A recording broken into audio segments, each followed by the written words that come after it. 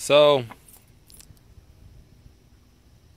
this is a 2002 Volkswagen Passat 1.8 liter 20 valve turbo.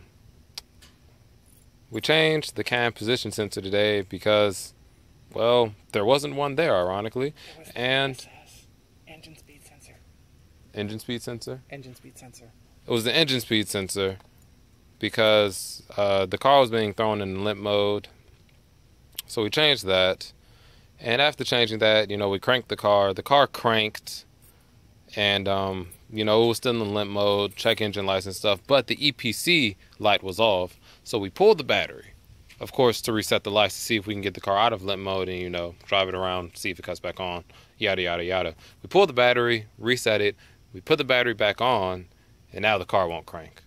And this is what it does when I guess we should plug the battery back in first, because it's off. Hold on.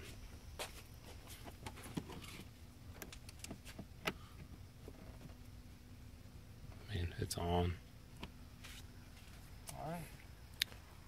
This is what it does when we try to crank it.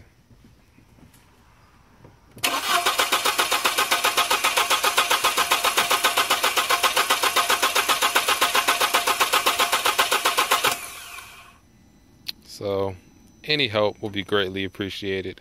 We've tried this quote-unquote chicken dance, pulling the battery, opening the hood, opening the door, leaving the key in the ignition for 3 to 4 minutes, turning it off, trying to turn it back on, all of that good stuff. We tried it a lot. I'm at a loss, so any help would be appreciated. Thank you.